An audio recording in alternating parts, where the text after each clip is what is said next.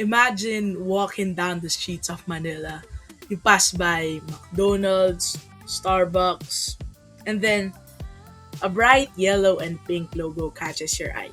It's Mixue Bingcheng, a Chinese ice cream and a bubble tea franchise. And when you take a second glance, you realize it's everywhere: schools, malls, and transit hubs. But here's the twist: this isn't just about the ice cream, it's about influence, the global influence. Since the end of the Cold War, the United States dominated not just militarily, but culturally and economically. McDonald's, Starbucks, Coca Cola, they weren't just selling food, they were exporting American culture and shaping preferences and building soft power across the world. Today, a new player is entering the stage. Guess who? It's China. China may not be using tanks or fighter jets to challenge US dominance, but it's using brands like Mixu. However, what does this mean for countries like the Philippines? How does a bubble tea chain affect local businesses and Filipino labor and even the way people spend their own money? This is exactly what we explored on how Mixu's rapid expansion isn't just business, it's part of China's broader strategy to grow its economic and cultural influence, subtly challenging the US global leadership. As you can see, there are a lot of outlets worldwide. The Mixu Bingcheng has rapidly grown in Manila, Bacoor, Trece. In reports, Mixu has over 45,000 outlets worldwide, more than Starbucks or McDonald's in store count. How did a private company grow this fast? Here's the secret. The secret lies in low cost pricing, aggressive franchising, and digital marketing. Mixu's presence in the Philippines is strategically targeted metro areas, schools, business districts, where the price sensitive consumer live. But this isn't just about the convenience.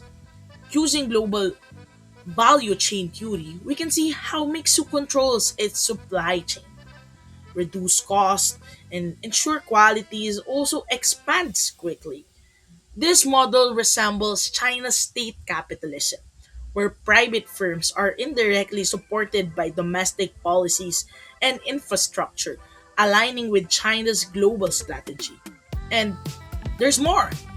Mixu is shaping consumers' behavior.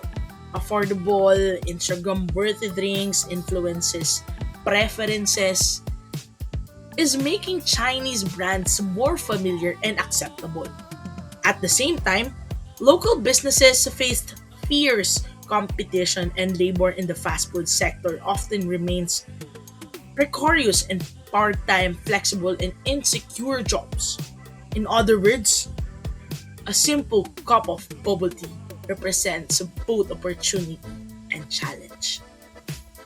So, what does it tell us? Mixu isn't just ice cream. It's soft economic power in action. Just like McDonald's once exported American culture, Mixu exported Chinese influence through taste, branding, and market presence.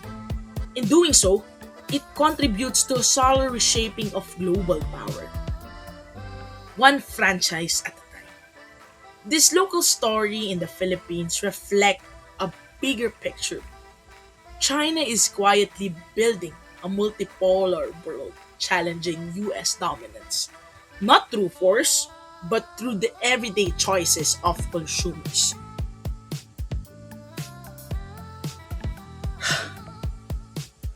What can we do?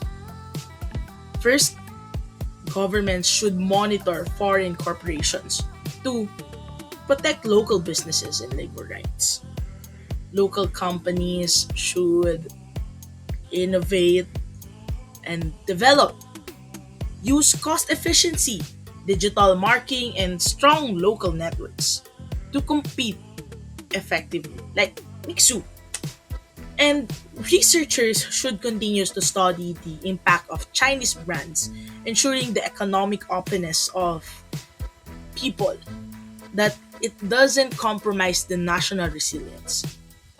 So, next time, when you sip a bubble tea from Mixu, think it is more than just a drink.